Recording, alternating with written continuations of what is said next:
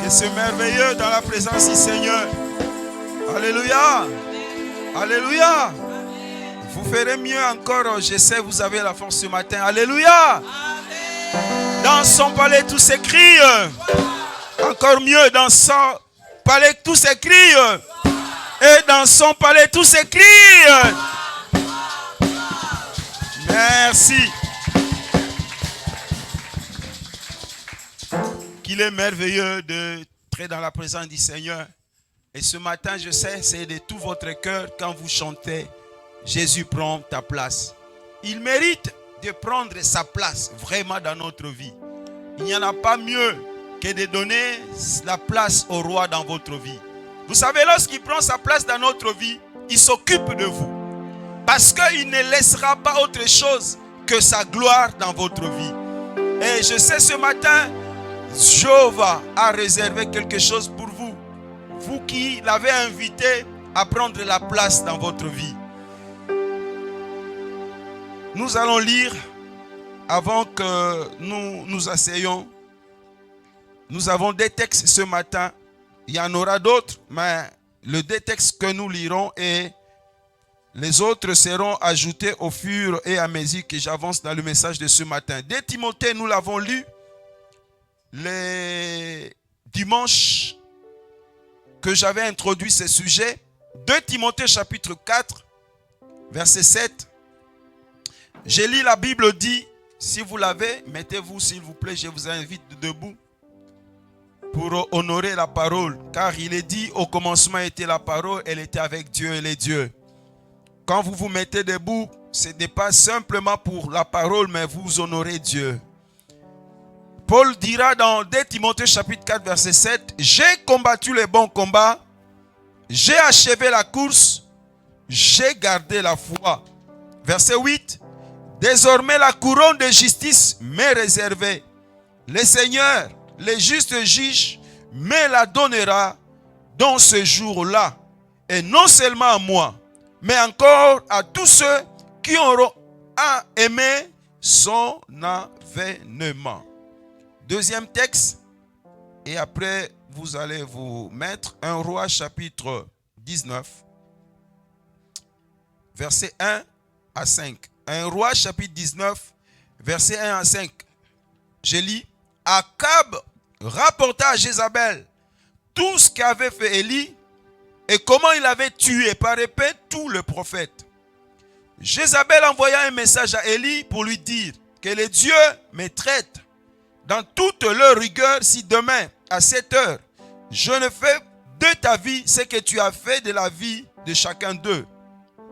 Élie, voyant cela, se leva et s'en alla pour sauver sa vie. Il arriva à Beersheba, qui appartient à Juda, et il laissa son serviteur pour lui dire, allez. Il alla dans le désert, où après une journée de marche, il s'assit sous un genêt et demanda la mort en disant, c'est assez.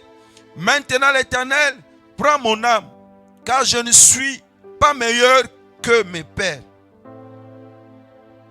Il se coucha et s'endormit sous un genêt. Et voici un ange le toucha et lui dit, lève-toi, mange. Amen. Prions.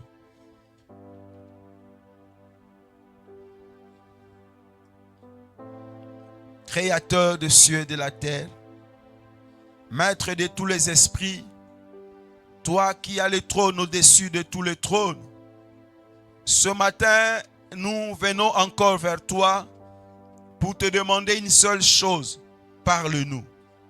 Seigneur, nous voulons sortir de cet endroit avec l'ainsi dit l'Éternel. Dieu a envoyé sa parole et sa parole est guérie.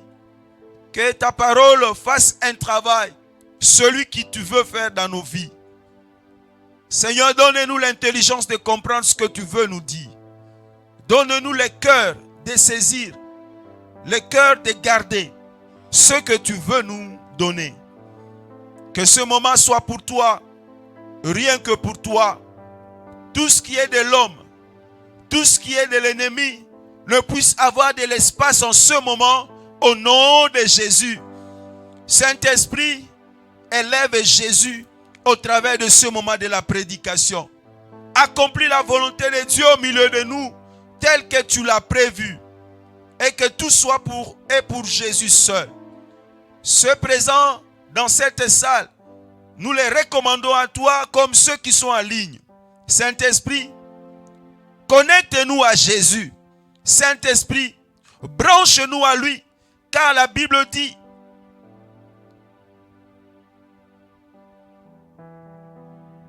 c'est lui qui est le torrent. Et ce matin, nous voulons recevoir de lui la vie. Fais-le, Seigneur, pour ta gloire et rien que pour ta gloire. Au nom de Jésus, nous avons ainsi prié. Amen. Merci, que Dieu nous bénisse. Nous pouvons nous mettre. Je bénis le Seigneur ce matin pour vous qui êtes présents dans la salle. Que le Dieu vous bénisse pour votre déplacement et votre présence à la participation du culte de ce 20 octobre 2024. Que Dieu vous bénisse, vous qui êtes en ligne. Je ne sais pas depuis quel pays, quelle ville, quelle commune vous nous suivez, mais soyez bénis par votre présence en ligne et que le Seigneur vous parle ce matin. Frères et sœurs, nous bénissons le Seigneur qui a voulu et permis que je revienne ce matin encore pour parler sur les pièges que nous devons éviter après avoir fait la prière. J'ai commencé ce sujet le jour dernier et le Seigneur a voulu que je revienne.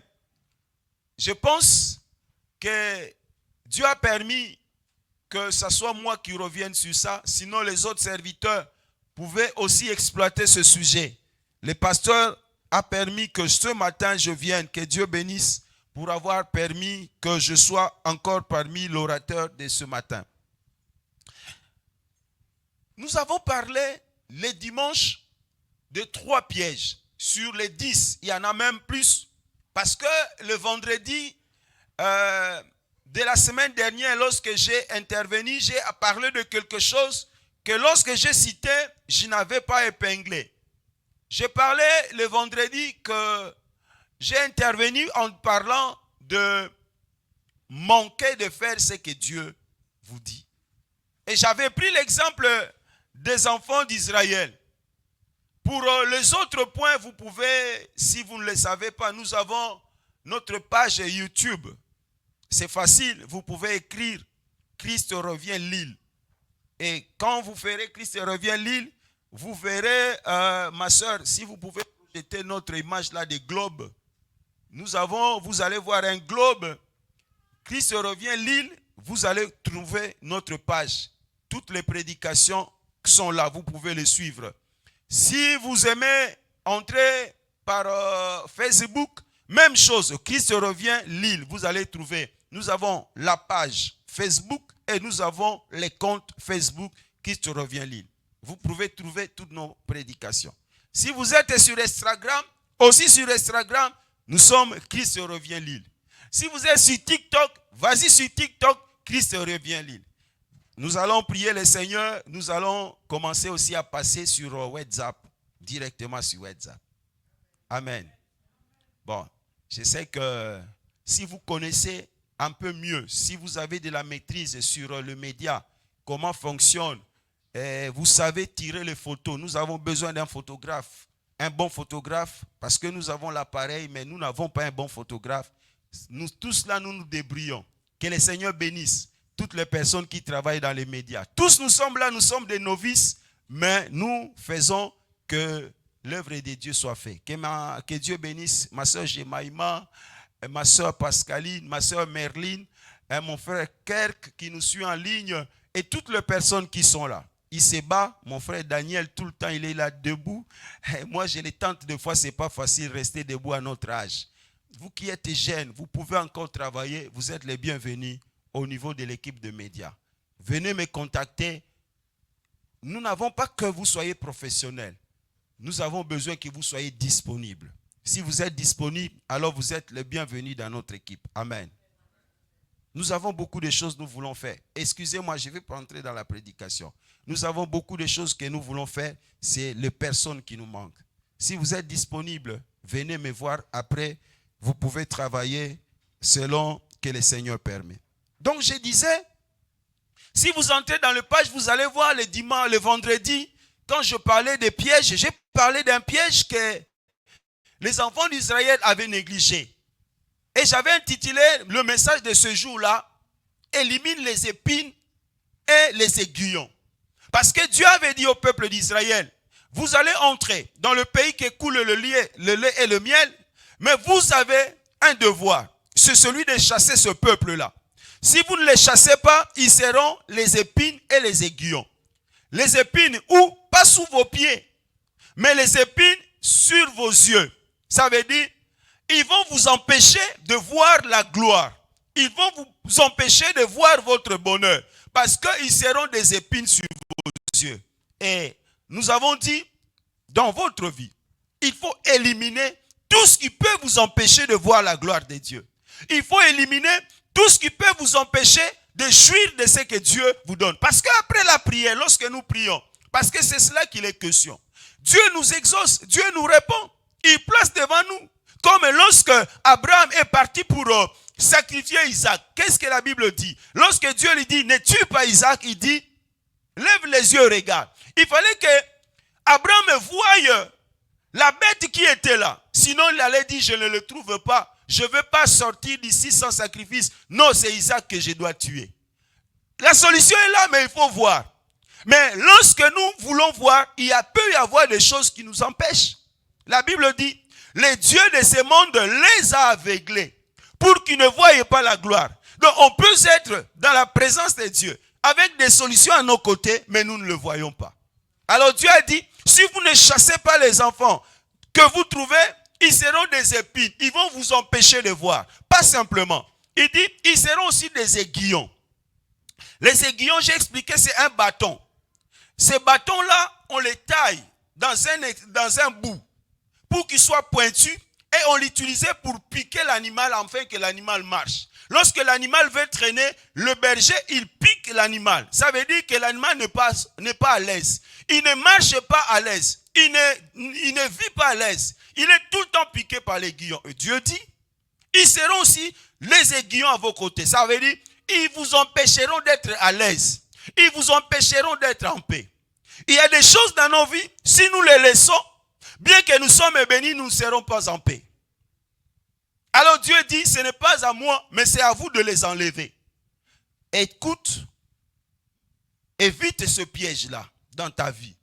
Tu peux perdre la prière, mais tu as des problèmes et des gens. Tu peux faire des prières, mais tu as des problèmes qui t'empêchent. J'ai donné un exemple d'un garçon.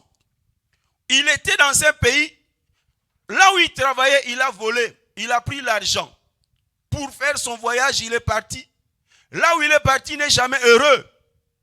Bien qu'il touche beaucoup d'argent. Pourquoi? Parce qu'il est lié par quelque chose qu'il a fait dans son passé. Il y a des choses qui peuvent nous empêcher de jouir et de vivre abondamment de ce que Dieu nous donne. Amen, amen. Les trois premiers pièges, si nous pouvons nous rappeler rapidement, j'avais parlé de pièges, de l'oubli. Et nous l'avons vu dans la vie de Salomon. Il a oublié des choses que Dieu lui avait dit. Des interdits, il a oublié. Il a vu le récit et le succès, tout ce qu'il a reçu dans sa vie. Et lorsqu'il est arrivé à la vieillesse, il a oublié. Il a fait des choses que Dieu avait interdites. Il y a des choses que lorsque nous avons commencé la marche avec Dieu, étaient des interdits dans notre vie. Je ne peux pas faire ça, je ne peux pas ça, je ne peux pas ça. Mais à un moment donné, lorsqu'on arrive, on dit maintenant je suis devenu adulte spirituel, je comprends. Et des choses qui étaient hier des interdits, nous commençons à le faire. Et ces choses-là nous affaiblissent. Ces choses-là nous amènent loin du Seigneur. Amen. Je parlais des pièges que nous avons vus dans la vie de Josias. Josias, c'est un jeune qui avait tellement de succès. Il a commencé à l'âge de 8 ans. Avec succès, réussite. Dieu lui a donné des réponses. Dieu lui a donné des solutions. Arrivé à un certain niveau de son règne, parce qu'il était roi, la Bible dit, au moment de la paix, alors que Dieu ne lui a pas permis d'aller, lui il veut aller dans un combat. Mais dans ce combat-là, il est mort. Le piège que j'ai dit, c'était le piège de dire, je suis en paix, je peux tout faire. Même des choses qui ne te concernent pas. Il y a des gens qui disent, moi j'achète le problème des autres.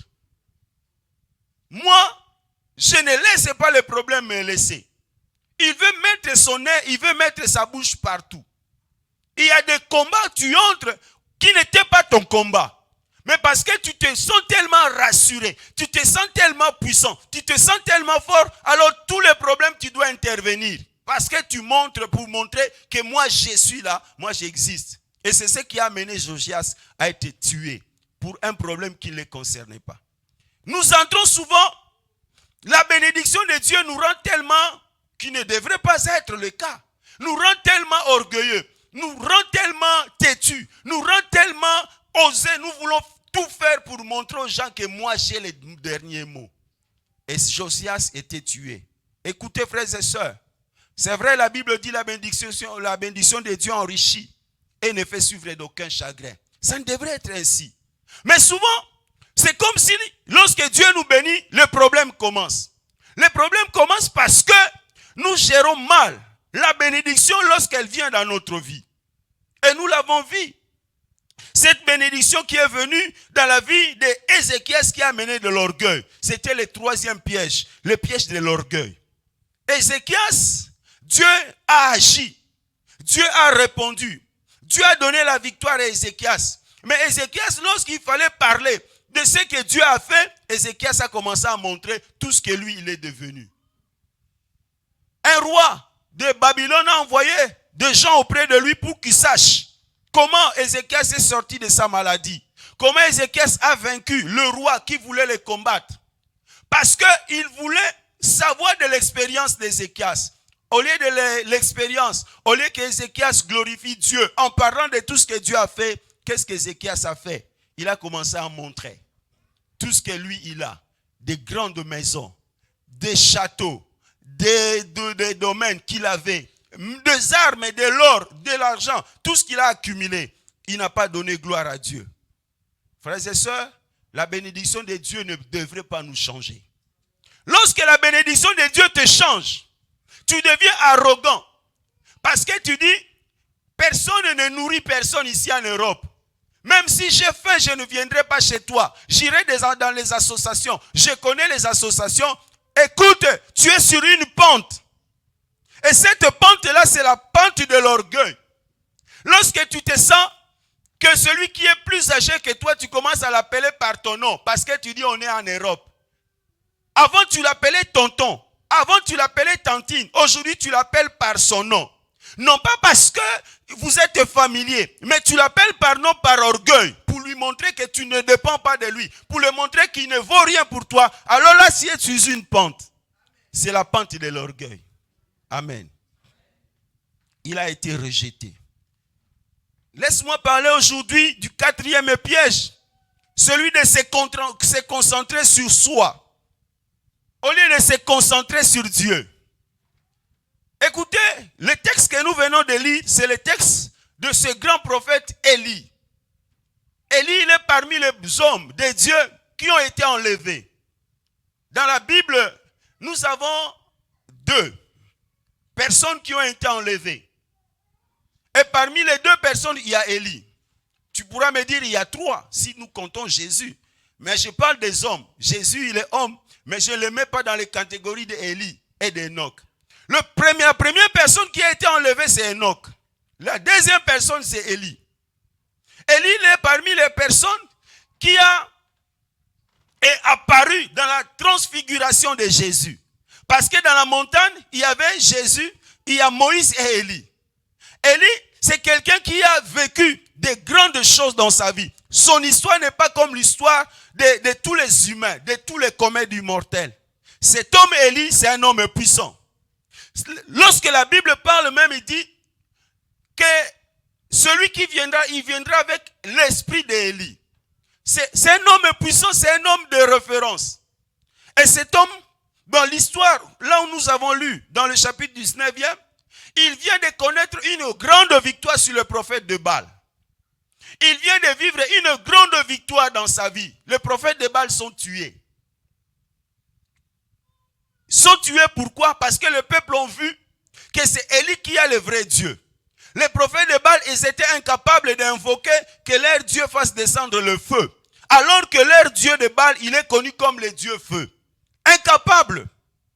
C'est Élie, au travers de sa prière, le feu descendit à consumer l'Holocauste. Et tous les prophètes de Baal ont été tués. Celui qui était comme leur pétresse, c'est Jézabel. Alors son mari Akab va informer Jézabel, il dit, Élie a tué tous tes prophètes. Jézabel, furieuse qu'elle était, elle a envoyé ce message que nous venons de dire à Élie.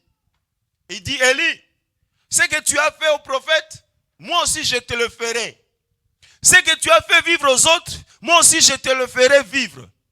Demain, à la même heure, si ta tête reste encore sur ton cou, alors que moi je ne suis pas Jézabel.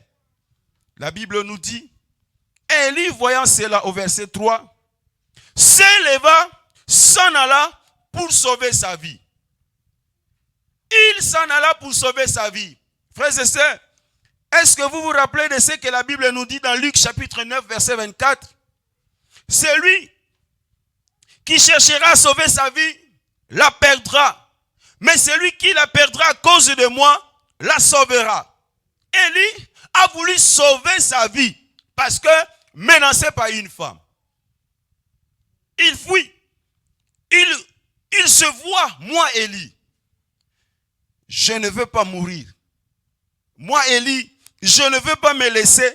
Moi Élie, non, il faut que moi-même je prenne les choses en main. Des choses telles que commencent à arriver, je ne peux pas prendre les risques de laisser Dieu. Il dit, ici, il n'y a pas question d'attendre. Ici, il n'y a pas question de prier. Ici, il y a question de sauver qui peut. Alors, je veux me sauver. La Bible dit, il fuit. Et lorsqu'il fuit, il arrive là où il est arrivé en train de dormir. Mais écoutez les paroles d'Élie. Frères et sœurs, attention à des paroles que nous pouvons prononcer. Car la vie et la mort est au pouvoir de la langue. Élie a dit, assez.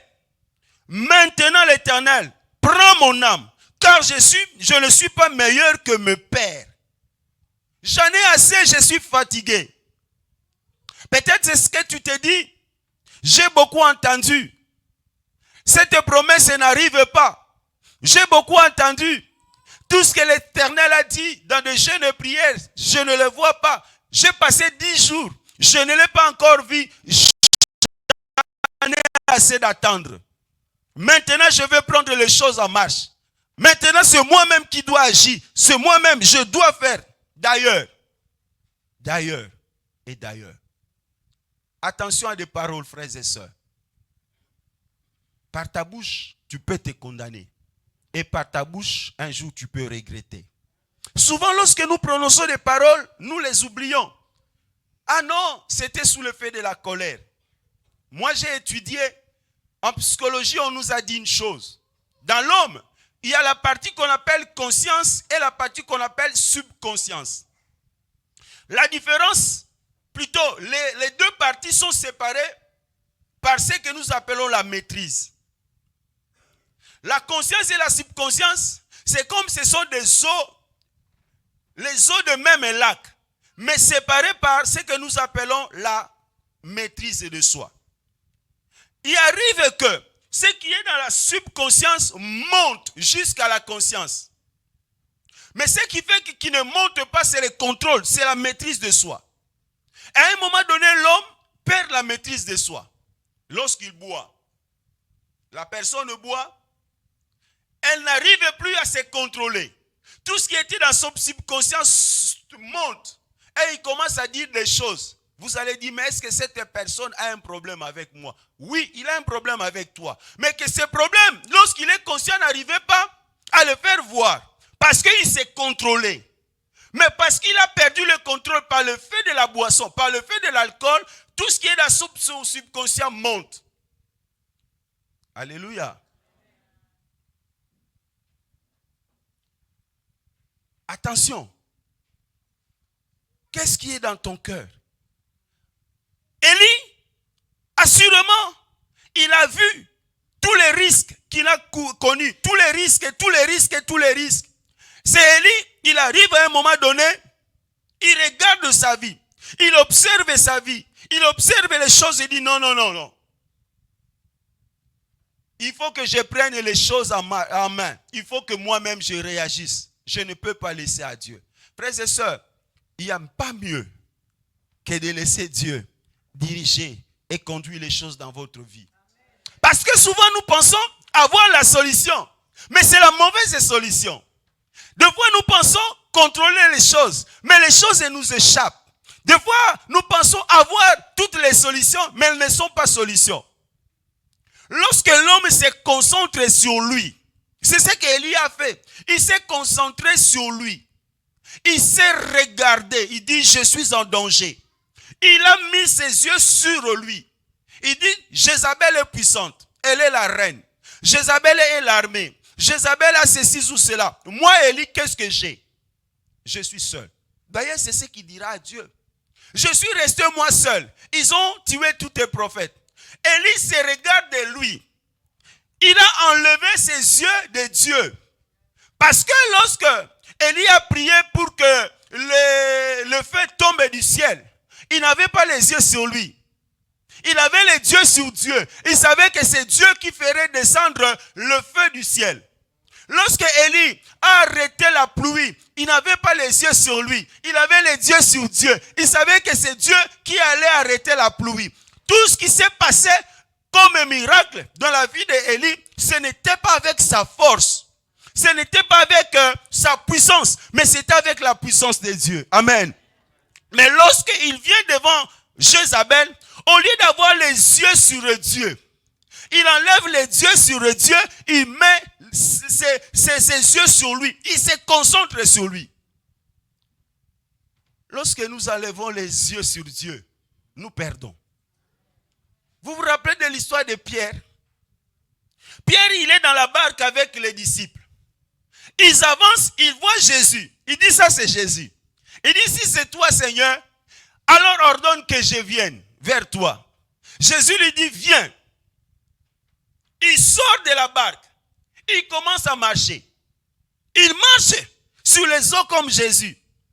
Mais lorsqu'il s'est regardé lui, il sait, au lieu qu'il fixe les yeux sur celui qui a dit viens, il enlève les yeux sur celui qui l'a appelé, il met les yeux sur lui. C'est moi Pierre, je marche sur les eaux. La Bible dit commencez à... Frères et sœurs, lorsque tu enlèves les yeux, tes yeux sur Jésus, lorsque tu enlèves tes yeux sur les capacités de Jésus, lorsque tu enlèves tes yeux sur la puissance de Jésus, lorsque tu enlèves tes yeux sur la bénédiction de Jésus, lorsque tu enlèves les yeux sur les capacités et possibilités de Jésus, alors là, ça va commencer ton problème. Tu vas commencer à sombrer. Tu vas voir que tu n'arrives pas. Le problème, ce n'est pas toi. Le problème, c'est lui qui agira pour toi. Place ta confiance sur lui. Place tes yeux sur lui. Lorsque tu regardes autour de toi le vent, parce que Pierre a regardé le vent qui soufflait autour de lui. Il a vu le vent. Il dit, moi, avec ce vent-là, je ne peux pas. Mais il a oublié qu'il y a quelqu'un. Un jour, il avait arrêté le vent. Il avait dit, vent, arrête-toi. Et le vent s'est arrêté. Mais ce jour-là, il a oublié qu'il y a quelqu'un qui domine le vent. Lorsqu'il a vu le vent, il croyait que c'est lui qui pouvait arrêter le vent. Il y a des choses que toi, tu ne peux pas arrêter. C'est Jésus qui l'arrêtera pour toi. Enlève les yeux sur tes capacités. Tu es impuissant. Tu n'as pas de force dans ce monde, frères et sœurs. Notre force vient de lui. Si nous pouvons vaincre, alors c'est lui. C'est avec sa puissance, c'est avec sa force. Lorsque tu te crois être fort, c'est à ce moment-là que tu t'affaiblis. Élie, il a vu que moi devant Jézabel, je suis faible. Alors laisse-moi fuir. Mais si Élie était resté dans la même attitude de dire non, moi Élie, je ne marche pas, je n'agis pas avec ma force, mais agis avec la force de Yahweh, avec la puissance de Yahweh. Jézabel, tant qu'une personne ne peut pas vaincre Yahweh, il n'allait pas fuir. Ne te concentre pas sur toi. Ce problème est là, oui. Il n'est pas plus grand que ton Dieu. Il n'est pas, cette maladie-là, oui, il est plus fort que toi. Il te fait peur, mais il ne fait pas peur à notre Dieu. Lui, il domine même les océans. Il n'y a rien. La Bible dit, tout est sous ses pieds. Alors laisse-toi, regarde vers lui. Dites, Seigneur, moi je suis incapable, mais toi tu peux. Il peut tout. Rien n'est impossible à ces dieux. Oui, dites, Seigneur, moi je peur parce que je suis humain. Mais j'ai toi à mes côtés. Est-ce que tu oublies? Il a dit, même si tu traversais la vallée de l'ombre et de la mort, il a dit cela. Il a dit cela, frères et sœurs. N'importe quel problème qui peut arriver, dites, j'ai un Dieu. Jésus a dit, qui par ses inquiétudes? Qui par ses inquiétudes? Alors, frères et sœurs, tu ne contrôles pas. Dites-moi quel est le nombre de cheveux que tu as sur ta tête. Quelle est la quantité de l'eau et du sang que tu as dans ton corps? Tu ne sais pas. Mais lui, il sait. Et lorsqu'il parle de nos vies, il dit, les passereaux, les oiseaux. Dieu prend soin des oiseaux qui ne sont pas créés à son image.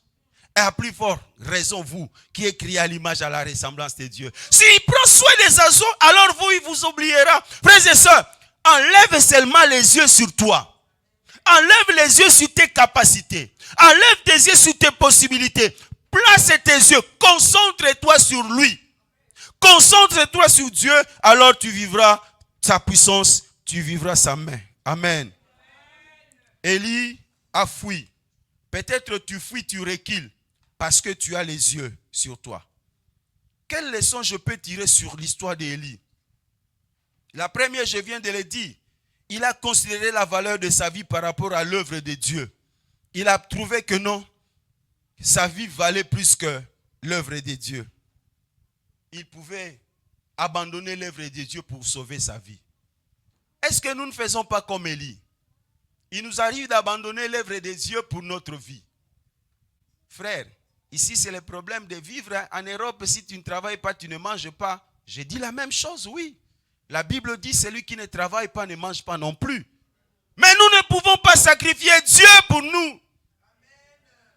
Frères et sœurs, il y a des portes que Dieu ouvre.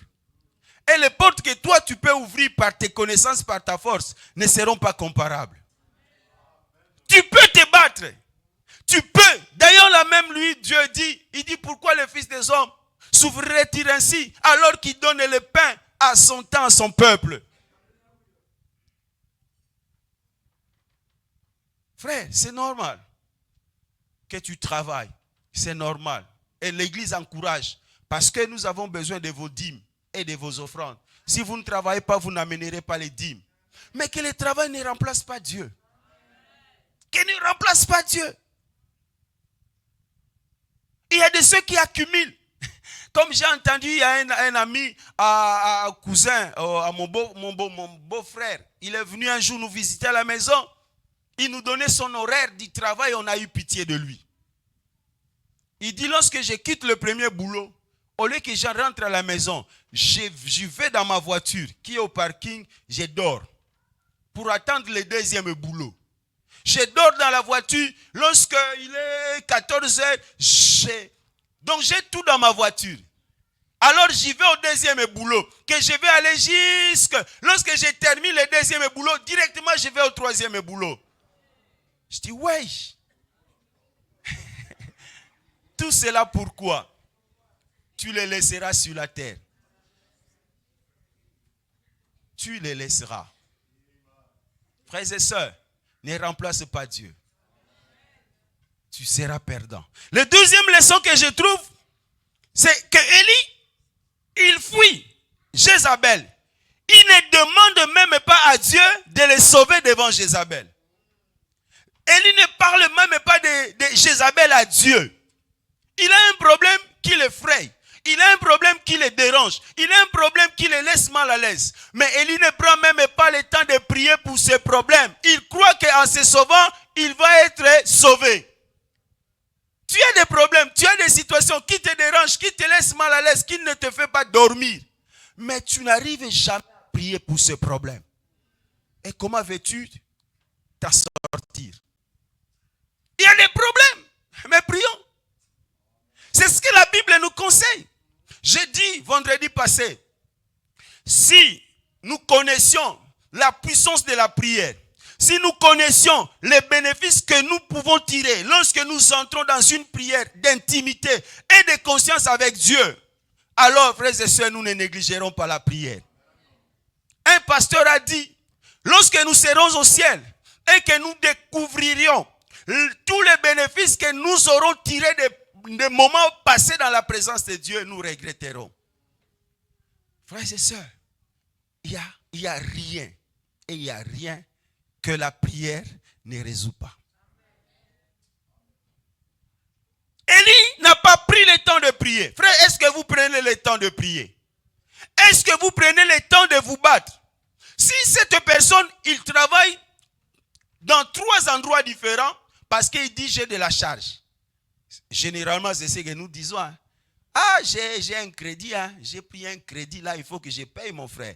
C'est comme ça, vous voyez, il faudrait que je fasse. Avec un seul boulot de 1400 €, ça ne peut pas suffire.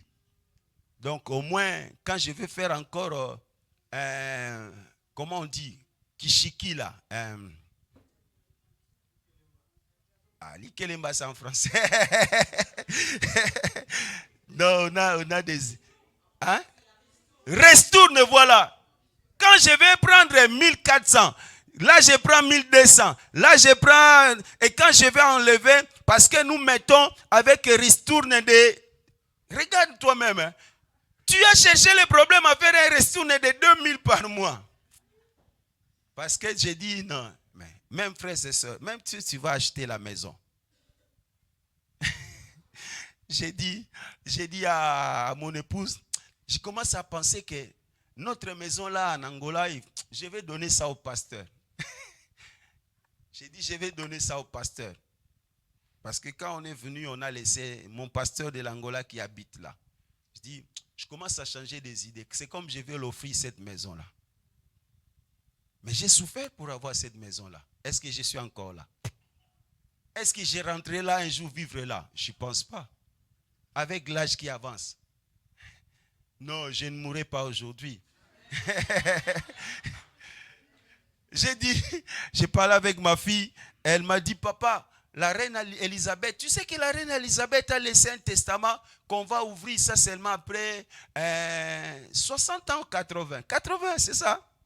Moi, je dis oui, 80. Je dis, ok, je vais attendre les jours où on va ouvrir ça là pour que je lise. Mais j'ai calculé, ça sera vers 2063 ou 2000. J'ai dit, oh oui, 2063.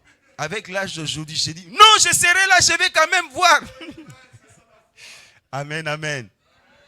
Frères et sœurs, il y a des choses pour lesquelles nous nous battons.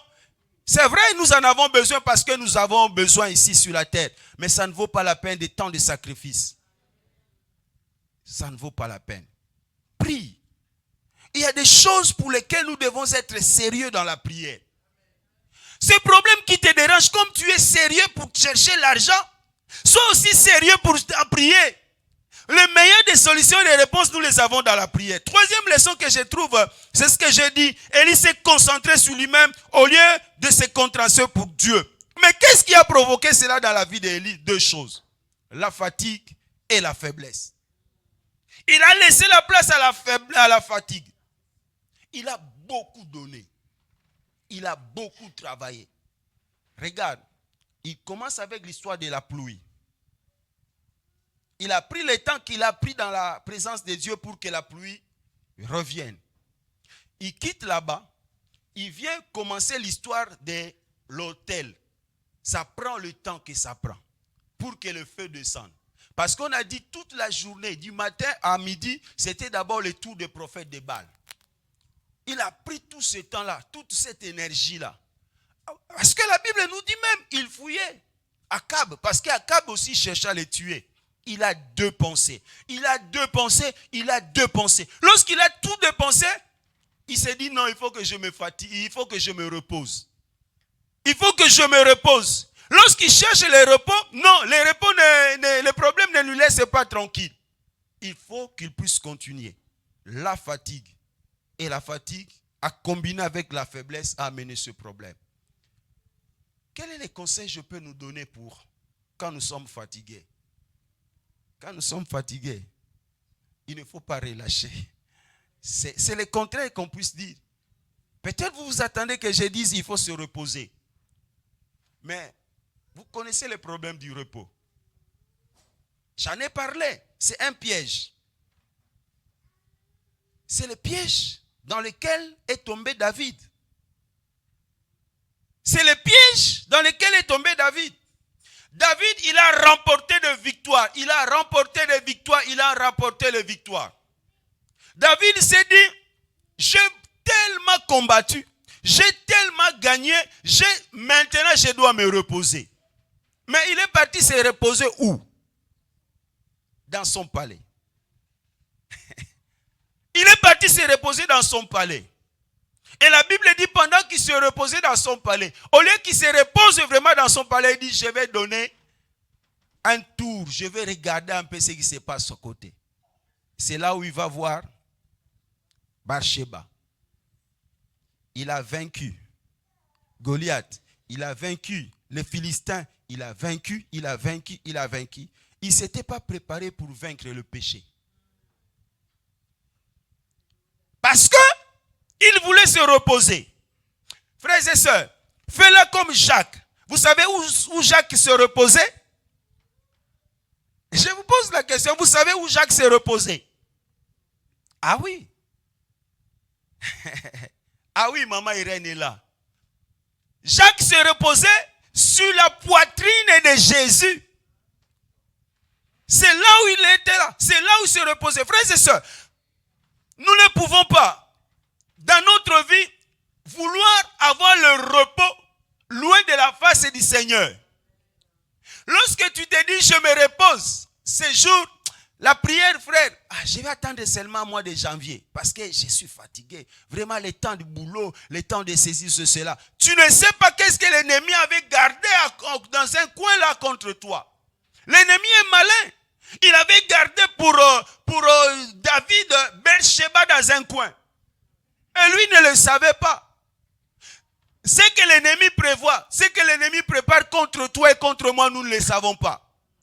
Puisque nous sommes allés loin du Seigneur, puisque nous sommes allés nous reposer loin du Seigneur, frères et sœurs, il y a des soucis et des problèmes qui peuvent arriver. Lorsque tu es fatigué, lorsque tu es affaibli, la seule chose qu'il faut faire, c'est de demander au Seigneur la force. La solution pour la fatigue, la solution pour la faiblesse, c'est de demander à Dieu la force. Seigneur, je suis fatigué. Seigneur, je n'arrive plus à prier. Seigneur, mon temps de travail ne me permet plus à prier. Seigneur, donne-moi la force. Je ne veux pas relâcher. Je ne veux pas abandonner. Frères et sœurs, nous pensons qu'il faut se reposer. Écoutez les conseils que la Bible nous donne dans le livre des Proverbes, chapitre 18, verset 9. Celui qui relâche dans son travail est frère de celui qui détruit. Proverbe continue en disant, un peu de repos, un peu d'assoupissement, la pauvreté te surprendra. C'est vrai, nous pouvons dire que nous avons un corps. C'est vrai, tu as un corps. Mais lorsque tu recommandes ton corps à Dieu, tu dis, Seigneur, je suis fatigué, Seigneur, je n'arrive pas. Je pose le problème à Dieu. Alors Dieu, il prend les mesures de te protéger dans ce repos-là que tu prends. Mais lorsque tu te dis, non, mais je n'arrive pas. Je n'arrive pas. Demande la force. La Bible dit, il donne la force à tous ceux qui sont fatigués. Et il augmente la vigueur de ceux qui tombent en défaillance. Ceux qui ne peuvent plus supporter. C'est vrai, frère, nous avons besoin de Dieu.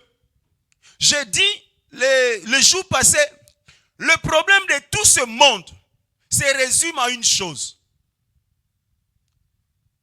Relâchement. Toutes ces personnes, ils ont connu l'expérience qu'ils ont connue parce qu'ils ont relâché. C'est ce que Paul, il est en train de nous conseiller dans le chapitre de 2 Timothée 4 que nous avons lu. Il dit, moi aussi Paul, j'ai combattu le combat. Moi aussi, Paul, j'ai lutté. J'ai achevé ma course et j'ai gardé ma foi. Et lorsqu'il continue, il dit, maintenant la couronne m'est réservée. Nous avons prié. Mais pourquoi les autres continuent à prier? 10 jours. Tous, nous avons passé 10 jours. Mais pourquoi les autres continuent, toi tu relâches? Vous savez, pour la préparation de ces 10 jours que vous avez passés, que nous avons passés, il y a des gens qui étaient en retraite sur retraite chaque mois. Vous vous êtes reposés. Les sentinelles vont encore rentrer en retraite de 3 jours sans manger. Moi, j'ai un problème avec ma taille. Chaque fois que je fais un jeûne, même d'un jour, là, je perds je ne sais pas combien de kilos. Mais j'ai dit, si je vais suivre là, ok, cette veste-là, ce matin-là, j'ai demandé à mon frère Junior, viens un peu voir. On me dit, cette veste-là est trop grande là. Est-ce que... Il dit, non, c'est bon, c'est bon. Tu sais, parce que j'ai un problème. Mais est-ce qu'il faut que... Un jour, j'ai voulu demander au pasteur, j'ai dit, pasteur, regarde comment j'ai maigri là. Est-ce que tu ne peux pas me laisser que j'en entre pas en jeûne? J'ai dit, les relâchements. Alléluia. Frères et sœurs, évitons le relâchement dans notre vie, dans tout ce que nous sommes en train de faire. Lorsque tu dis, je suis arrivé, je suis parvenu, j'ai déjà fait assez. C'est ce qu'Élie a dit, j'ai déjà fait assez.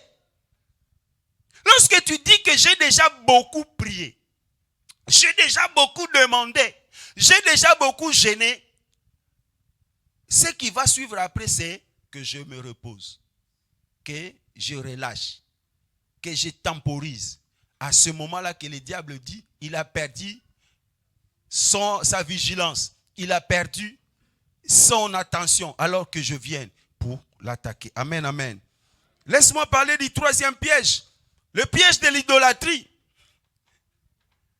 Écoute, Juge chapitre 8. La Bible nous parle d'un homme qui s'appelle Gédéon. Vous vous rappelez de ce qui s'est passé dans la vie de Gédéon? Gédéon, c'est un homme que Dieu vient voir et Dieu fait ce qu'il a fait dans la vie de cet homme Gédéon. La Bible dit il a emporté beaucoup de victoires. Il a vaincu beaucoup de rois.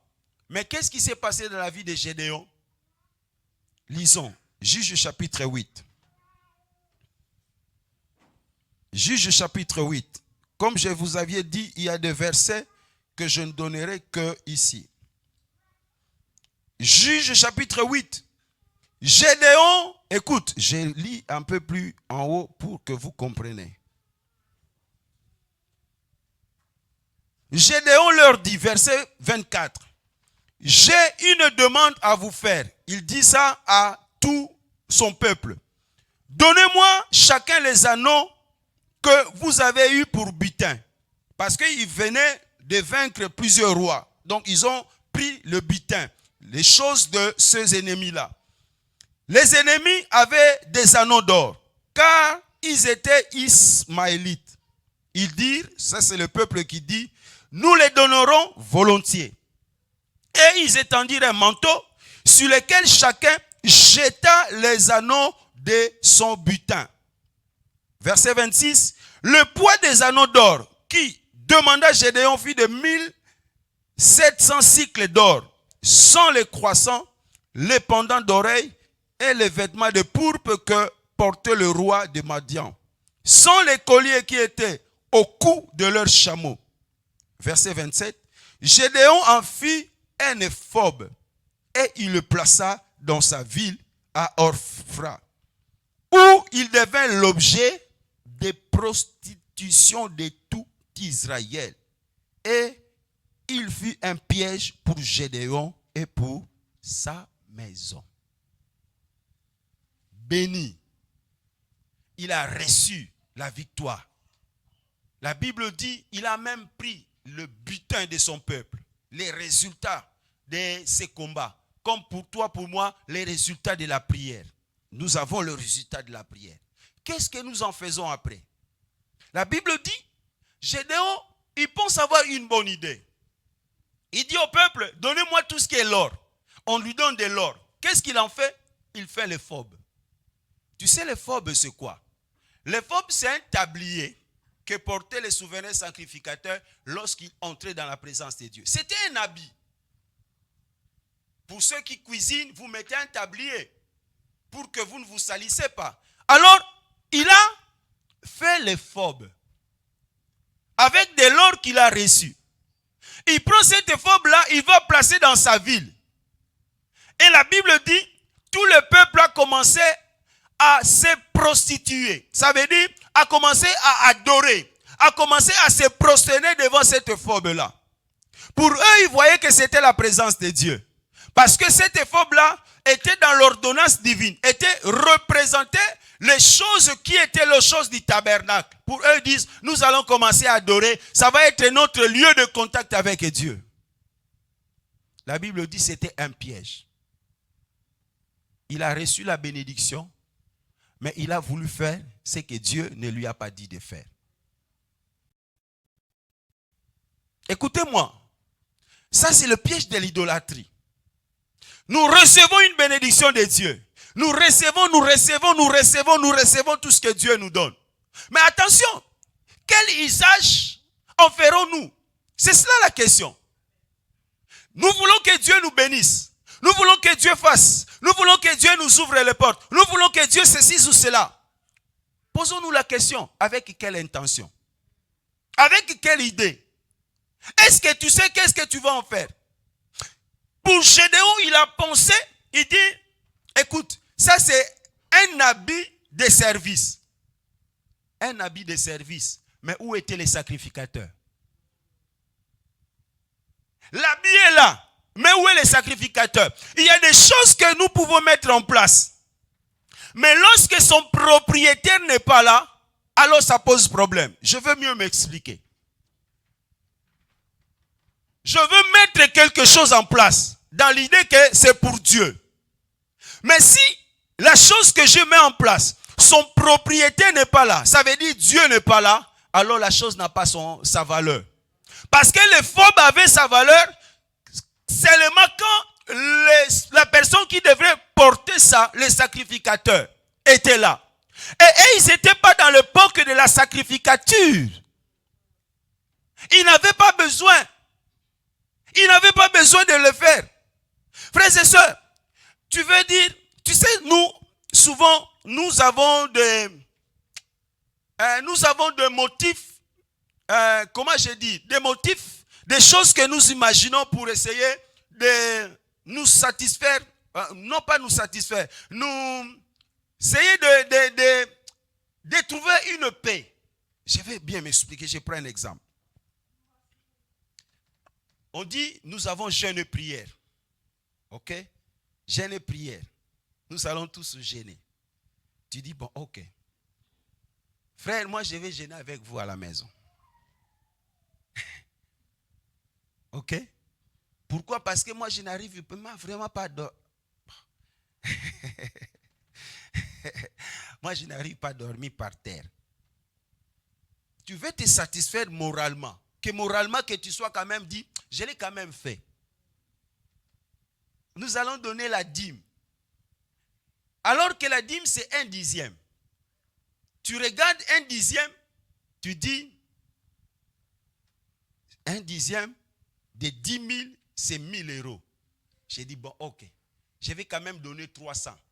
Que j'ai donné la dîme.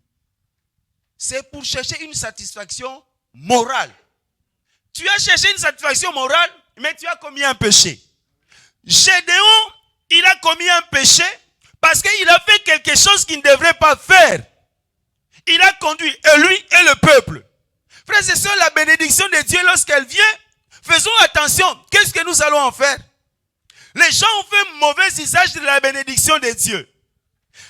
Je connais un frère, il jouait de la sainteté au niveau de l'église. Il jouait de la sainteté au niveau de l'église. Ce frère, il est arrivé à un moment donné, il dit, moi je vis par mon travail. J'ai nourri ma maison par mon travail. Donc si je viens à l'église comme ici, on ne me donne rien, alors ma maison ne va pas vivre. Il va commencer à faire des nzonzing. Tu sais des nzonzing? on l'appelle dans une église, il va jouer. Parce qu'il sait là, dans cette église, il va avoir une enveloppe. Il a commencé à monnayer. Il a commencé à monnayer. Les églises, on les appelle pas tous les jours. C'est quand notre frère comme Tierno n'est pas là. Notre frère Tierno est malade. Il faudrait que nous allions le visiter. Je pense qu'il est en train de suivre. Frère Tierno, nous viendrons après. La visite, c'est à partir de 14h à 19h. Donc, il faut aller les visiter. Amen, amen. Il nous manque. Tierno, tu nous manques. Nous avons besoin que tu reviennes déjà. À un moment donné, on ne l'appelle plus dans les églises. Satan n'est pas loin. On a commencé à l'appeler, chez nous, en Angola, on dit les bandas. Ça veut dire des groupes. Et ces groupes-là, ils jouent où? Dans des restos. Il a commencé dans des restos. Tu sais, les gens dans les restos, ils mangent. Toi, tu commences à jouer. C'était d'abord seulement avec les claviers, sans chanteur. On dit non, mais on peut ajouter un chanteur. Et le chanteur qui vient, ce n'est pas un chrétien. Quand il joue de la musique de Yuri, alors lui aussi doit suivre la musique de Yuri. Quand on joue la musique de tel, il doit suivre. Le frère, petit à petit, il a commencé à jouer de la musique mondaine. Alléluia. La chose de Dieu. La bénédiction de Dieu, il a prostitué. Vous avez reçu de Dieu après avoir prié autant, après avoir souffert autant. C'est dans des jeûnes et des prières que Dieu vous a donné ce travail. Et ce travail commence à venir pour vous le moyen de prendre l'argent. J'ai dit, ils vont sentir quand je vais descendre à Kin. Ils vont sentir. Je vais les chauffer. Je vais les chauffer. Frères et sœurs, la bénédiction, ce n'est pas pour que tu chauffes les gens. La bénédiction de Dieu, c'est pour ne pas que tu fasses souffrir les autres. Écoutez-moi, je vais citer un autre piège. Que je vous parle de quel piège? Laissez-moi vous parler du piège de l'enfant de Jephthé. Jephthé, il a dit à Dieu, Dieu, si tu me donnes la victoire, alors je vais consacrer tout celui qui viendra devant moi. Jephthé, il va au combat. Dieu lui donne la victoire. Quand Jephthé est en train de rentrer chez lui à la maison, qui vient l'accueillir? C'est sa fille. Jephthé dit, ma fille, pourquoi tu m'as fait ça? Tu m'as tué. Il prend la fille. On ne sait pas qu'est-ce que... La Bible ne nous dit pas après qu'est-ce qui s'est passé. Il a donné la fille au sacrificateur, on ne sait pas. Mais il a accompli son vœu. Lorsque je pensais à ça, Dieu m'a fait entendre quelque chose. Vous êtes peut-être, j'ai dit peut-être, le résultat d'une prière. Vous êtes peut-être le résultat d'une prière. Votre présence en Europe, c'est peut-être le résultat d'une prière. Et la personne qui a fait cette prière, peut-être a fait comme Jephthé, un vœu. Seigneur, ouvre les chemins de ton fils Blaise. Seigneur, bénis son voyage. Seigneur, ouvre le voie. Seigneur, fais des choses. C'est ton serviteur. Là où il va, Seigneur, sois avec lui. Seigneur, Seigneur, Seigneur, Seigneur. Il te sert, il ne t'abandonnera jamais. Il te suivra, il te servira. L'Europe, tu vas te connaître. Ceci, c'est cela, c'est les... Amen. Dieu a ouvert parce que quelqu'un a prié. Les frères Blaise, non, pasteur Blaise, excuse-moi papa. Les pasteurs Blaise arrivent ici en Europe. Il dit, ouais, il oublie tout ce qui a été dit sur lui. Il oublie. Il se met dans le problème. Vous avez des difficultés pour avoir un enfant. Vous avez prié, l'homme de Dieu a prié. Il a fait des promesses à Dieu. Il a dit des choses pour Dieu. Et vous avez eu l'enfant. Vous savez, nous pensons que ça se termine là. Non, ça ne se termine pas là. Cet enfant est lié par toutes les paroles qui ont été dites. Si vous êtes parent, vous savez que c'est au travers des prières. Votre devoir, c'est de rappeler à cet enfant, durant toute sa vie, qu'il n'oublie pas que c'est un enfant, j'ai été obtenu par des prières. J'ai été obtenu par des moments de consacration à Dieu. Toi, toute ta vie, tu dois connaître Dieu. Si tu ne le fais pas, cet enfant est engagé. C'est ta vie, sa vie, c'est comme une vie qui est engagée. Aussi longtemps qu'il n'accomplit pas ce dont il a été engagé, il a des problèmes dans sa vie. C'est là où maintenant je viens avec ce piège. La Bible dit qu'il soit maudit, celui qui fait avec négligence l'œuvre de Dieu. Qu'il soit maudit celui qui prend à la légère un engagement sacré. Qui vont commencer à donner pour le loyer 50 €. Tu as mis le nom. Le pasteur, il prend la liste, il va dans son bureau, il prie. Seigneur, ouvre les portes pour eux. Seigneur, Seigneur, Seigneur, Seigneur. Lorsqu'on te rappelle, tu dis non, mais ça devient l'harcèlement. Dans cette église-là, on harcèle les gens. Non, quand même, c'est trop. Tu as bénéficié suite à un engagement qui a été pris. Le piège de ce que j'ai dit, c'est que il peut y arriver que nous nous oublions. Mais Dieu n'oublie pas. Aussi longtemps que ces paroles restent là, Dieu, vous êtes redevable vis-à-vis de Dieu à cause de toutes ces paroles-là. C'est comme cela, frères et sœurs. Comme nous sommes les hommes, nous sommes instables. Comme nous sommes les hommes, nous sommes des infidèles. Ne tombons pas dans ce piège. Ne prends pas des engagements devant Dieu. Tu n'as pas besoin de prendre des engagements pour que Dieu t'écoute. Tu n'as pas besoin. Mais lorsque vraiment tu te sens, je dois prendre un engagement. Pour que je ne l'oublie pas, écris-le. Marque-le quelque part. Veille sur cela jusqu'à ce que tu l'accomplisses. Vous savez, les engagements coûtent. Vous imaginez, Jephthé a une seule fille. Et c'est cette fille-là qui vient l'accueillir. Ça lui fait mal en tant que parent de sacrifier sa fille.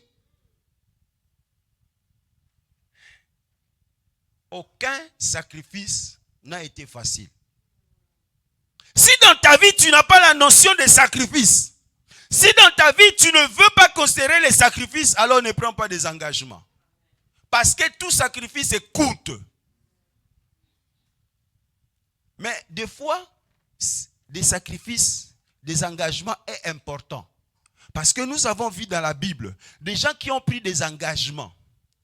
Dieu a honoré parce qu'ils ont pris une dette par rapport à Dieu.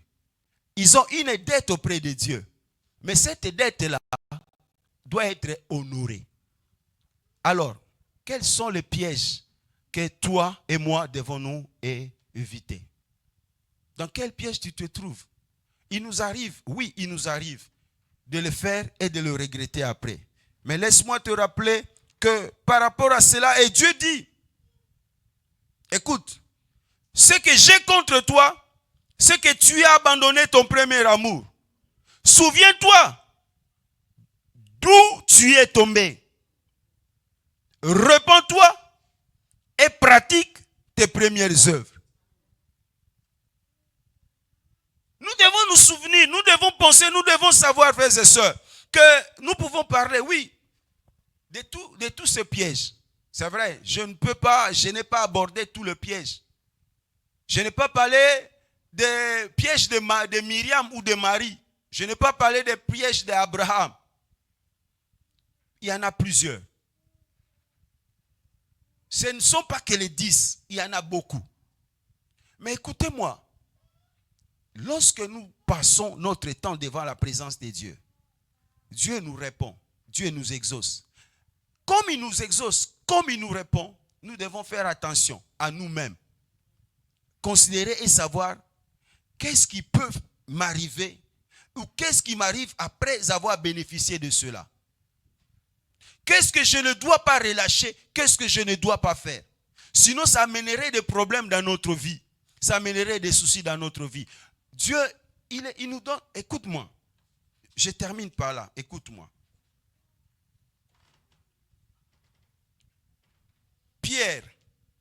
arrêté. L'église est prise. Pierre sort. Jacques était arrêté. Jacques était tué. Ok. Nous pouvons dire, l'église n'avait pas assez à prier pour Jacques. C'est comme ça que Jacques était mort. Ok. Mais l'église a beaucoup prié pour Pierre, que Pierre est sorti. La première idée, c'est cela. Mais écoute, l'église qui priait pour Pierre n'était pas l'église qui était dans la tente. Il priait comme un devoir de prier. Vous avez quelqu'un qui est malade, on prie. Mais ils n'étaient pas dans la tente. Pourquoi je l'ai dit? Lorsque Pierre sort, il arrive devant la porte. Il toque à la porte. La servante vient. Il attend que c'est la voix de Pierre. Au lieu qu'il ouvre la porte. Parce que vous attendez Pierre, non? Vous priez pour Pierre, non? Alors Pierre est venu devant la porte. Elle ne croit pas que c'est Pierre. On peut dire qu'elle était dans la joie. Ok. Elle va chez les autres pour dire, c'est Pierre, c'est Pierre, c'est Pierre. Les autres disent, non, non, non, non. C'est l'ange de Pierre. Il y a un pasteur dans un pays, il y avait un problème de pluie. J'arrête déjà. Mon frère Gignon, j'ai vu, tu as arrangé la montre. Je vais arrêter. Il y a dans un pays, on a prié. En fait, il y avait des problèmes de pluie. Il ne pleuvait pas. On a dit, bon, comme c'est un pays, c'est une commune agricole, on va avoir des problèmes, il faut que nous prions. Les chrétiens se sont réunis pour prier. Quand ils se sont venus pour prier, le pasteur regarde tous les chrétiens et dit, oh, vous êtes venus pour prier pour la pluie. Il dit, ok, pour que Dieu donne la pluie, ok. Mais où sont vos parapluies? Personne n'était venu avec la parapluie. Écoute, vous êtes venus prier pour qu'il y ait de la pluie. Mais ils ne s'attendaient pas que la pluie tombe ces jours-là. Tu vois l'attente que je dis? Ça veut dire que tu demandes quelque chose, tu l'attends déjà. L'église est priée pour Pierre, mais ils ne s'attendaient pas à voir Pierre. Ils n'étaient pas dans l'attente. Alors Dieu n'a pas répondu par rapport parce qu'ils priaient. Parce qu'ils n'étaient même pas dans l'attente, disons dans la foi. Ils attendaient que non, on va être exaucés. Écoute, on peut dire, c'est vrai. Dieu les a écoutés. Il a épargné Pierre. Et Pierre est mort comment? Crucifié. La tête en bas, les pieds en haut. Écoute-moi, frères et sœurs, nous pouvons prier, c'est vrai. Mais prier pour prier, ça ne vaut rien. Et Dieu, lorsque nous répond, il ne nous répond pas par la force de prière que nous faisons. Dieu, il nous répond par rapport à sa souveraineté. Parce qu'il nous aime, parce qu'il nous donne. Voilà pourquoi j'ai fait conseil à quelqu'un ce matin par rapport à tout ce que nous avons dit. Attention lorsque vous priez, de prononcer des vaines paroles. Lorsque vous priez, de prendre des faux engagements. Lorsque vous priez, de vous hasarder à n'importe quoi. Non, vous n'avez pas besoin de cela. La seule chose que vous avez besoin quand vous priez, c'est la foi. Dites au Seigneur, oui, je viens auprès de toi parce que tu peux tout. Tu as tout ce que moi j'ai besoin. Tu as besoin d'avoir cette confiance lorsque tu viens auprès de... C'est ce qui suffit. Tu t'éviterais à beaucoup de problèmes, à beaucoup de pièges. Amen, amen. Je pense que Dieu a parlé à quelqu'un ce matin.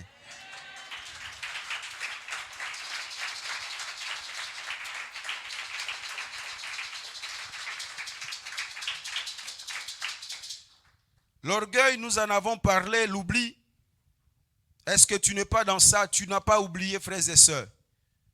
Est-ce que tu n'es pas comme Josias dans la fausse sécurité où tu te dis non, je suis déjà en repos, je suis déjà bien, je suis déjà ceci ou cela. Alors je n'ai plus besoin de Dieu, je n'ai plus besoin de faire attention. Que dire? Ou peut-être tu es comme Élie que nous avons parlé ce matin. Tu comptes beaucoup sur toi. Tu dis, ce travail, c'est papa, c'est maman. Et il m'appelle, et il mange dans l'évangile. Hein. Moi, je mange parce que je travaille. Tu te comptes trop sur toi, ou bien que dire de Jephthé.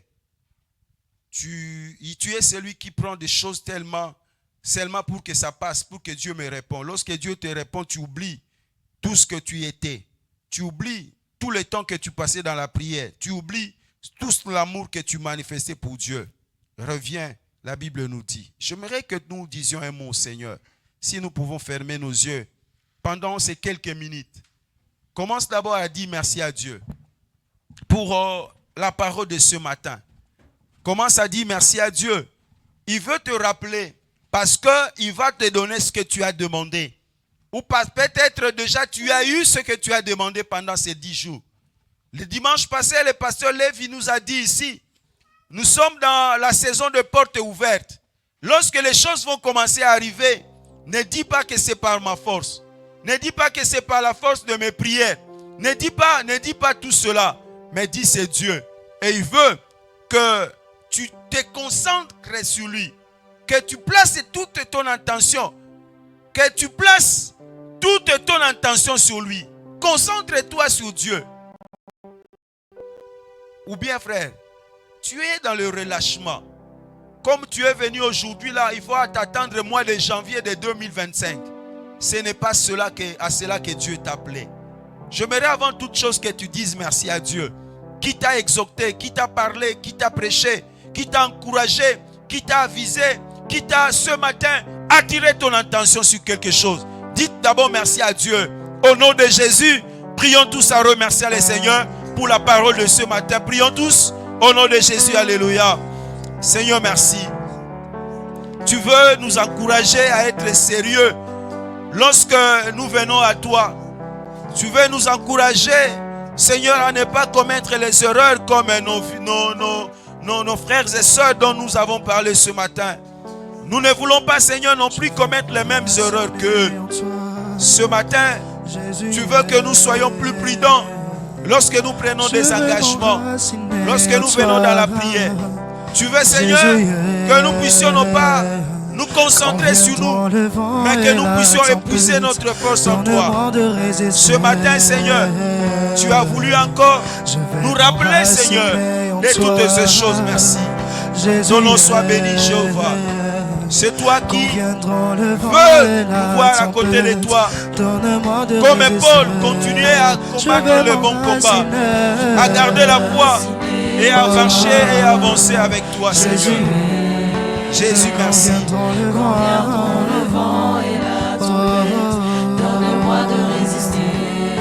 Tu as besoin de résister comme les chantres. Ils nous disent par cette chanson.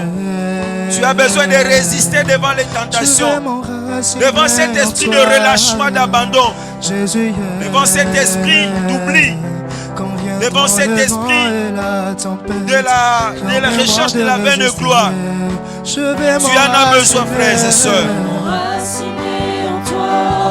Jésus est, quand vient le vent et la tempête, donne-moi de résister. Je veux m'enraciner en toi. Jésus est, quand vient le vent et la tempête, donne-moi de résister. On m'a dit que tu te livrais, délivre-moi. Ne me laisse pas tomber. On m'a dit que tu restaurais, restaure-moi. Ne me laisse pas tomber. On m'a dit que tu pouvais changer, change-moi. Ne me laisse pas tomber. Merci. On m'a dit. J'aimerais que tu... Je ne sais pas pourquoi, mais je vais lancer cet appel. Je ne sais pas pourquoi. Ce n'était pas dans mon intention, mais laisse-moi diriger par le Saint-Esprit. Tu es là par rapport à ta communion, par rapport à ta relation avec le Seigneur. Tu es en train de faire naufrage. Tu es en train d'avoir des difficultés. Tu es là. Tu es parmi peut-être ces enfants dont les parents ont reçu à voir au travers de la prière. Ton voyage ici en Europe, c'était l'objet de retraites de jeûnes que les gens ont fait pour toi. Mais lorsque tu es venu ici, tu es ici en Europe, Tu n'es plus cette même personne qui était en Afrique. Tu n'es plus cette même personne qui aimait Dieu, qui s'attachait à Dieu. Je vais t'inviter, mets-toi debout. Je ne parle pas seulement de celui qui relâche ou de celui qui est dans des faiblesses. Mais je vais prier toi. Tu sais que ta vie, tu sais que ta situation, tu sais que ton histoire, c'est une histoire de sacrifice, de prière, de jeûne, de prière. Mais tu n'es plus cette personne-là que tu étais. Il y a quelque chose qui ne va pas dans ta vie par rapport à ta marche, par rapport à ta foi. N'aie pas honte. Tu n'es pas devant ces frères qui ont les yeux ouverts alors que tous nous devons fermer nos yeux. Mais tu es devant le Seigneur. Ne fais pas comme Ézéchias. Il ne s'est pas humilié alors qu'on lui a dit, à cause de tout ce que tu as commis comme bêtise, tes biens seront emportés. Il a dit, ce n'est pas un problème. D'ailleurs, ce n'est pas moi qui le vivrai, c'est mes enfants. Ne fais pas comme lui. N'écoute pas les diables. Si ce message est venu ce matin à toi, c'est parce que Dieu veut que tu renouvelles encore ton engagement. Que tu changes quelque chose dans ta marche, dans ta vie. Satan est en train de te dire, non, tu peux le faire assis, non. Tout le monde verra, tout le monde saura. J'aimerais t'inviter, mets-toi debout. N'aie pas honte, dit Seigneur. Il aura honte de toi ces jours-là. Tu es celui qui est dans le relâchement. Tu as relâché l'œuvre de Dieu. Tu as abandonné l'œuvre de Dieu. Tu as abandonné ton amour pour Dieu. Même dans la prière individuelle, personnelle à la maison, tu es tellement lourd, tu es tellement faible. J'aimerais que tu te mettes debout. Que le Seigneur vienne ce soir, ce matin plutôt, à ton secours, à ton aide. Il est là pour toi. Ce n'était pas mon intention de mettre ce sujet de prière. Mais j'aimerais prier avec toi ce matin. Mets-toi debout devant le Seigneur. Je te lance un dernier appel. Pas moi, mais le Seigneur te lance un dernier appel. Il dit, viens, souviens-toi là où tu es tombé et réponds-toi. Tu es celui qui a tellement fait des engagements. Et ces engagements, tu ne les as jamais honorés. Vous savez, le frère dont je vous ai parlé ici, qui joue le piano aujourd'hui dans le bar, il a fait un voyage soutenu avec l'argent de l'église. C'est l'église qui a payé pour lui le billet du voyage. Il a abandonné l'église, il a commencé à jouer dans les nganda. Il a commencé à jouer dans les discothèques. Si je vous dis sa vie aujourd'hui, c'est malheureux. Le frère a commencé à vendre de l'eau dans le sachet. Au niveau de Macadam, le chauffeur qui passe, lui, il vend de l'eau. Parce qu'il a abandonné le Seigneur. Frères et sœurs, mets-toi debout. Dieu t'appelle ce matin.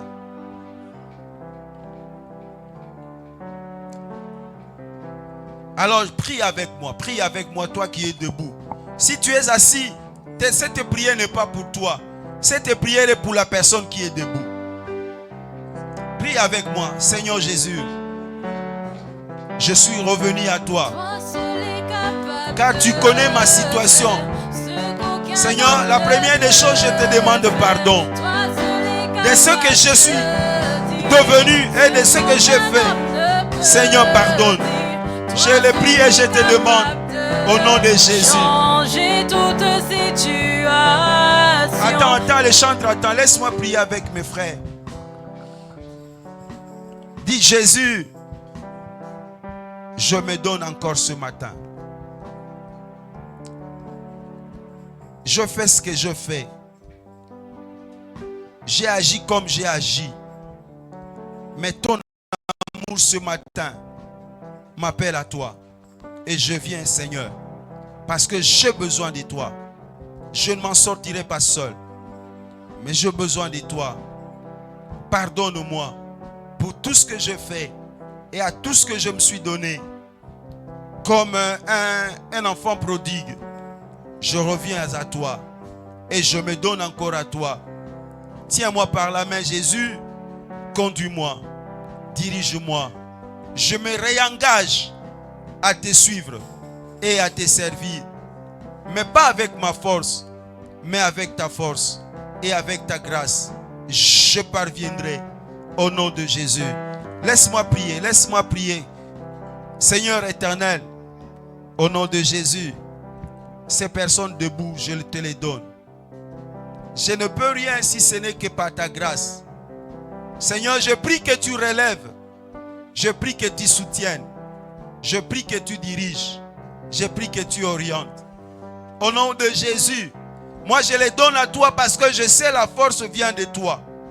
Seigneur, je sais que tu peux tout dans leur vie. Alors fais-le pour ta gloire.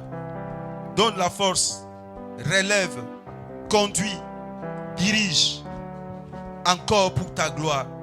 Que tu prennes toute la place encore et encore dans leur vie. Seigneur, pour ta gloire et rien que pour ta gloire. Au nom de Jésus. Vous pouvez vous mettre, vous qui êtes debout. Seigneur, je dis merci pour la parole de ce matin. Moi, j'ai fait ma part et je te laisse, Saint-Esprit, faire ta part. Continue à le faire dans le cœur de chacun. Continue à le faire dans la vie de chacun. Seigneur, ce que j'ai ajouté de moi, pardonne au nom de Jésus. Ce que j'ai fait manquer, Seigneur, Saint-Esprit complète dans la conscience et dans le cœur de chacun. Écris et fixe ce que nous avons entendu ce matin. Tout pour toi, Seigneur. Gloire et louange. Au nom de Jésus, nous avons ainsi prié. Amen.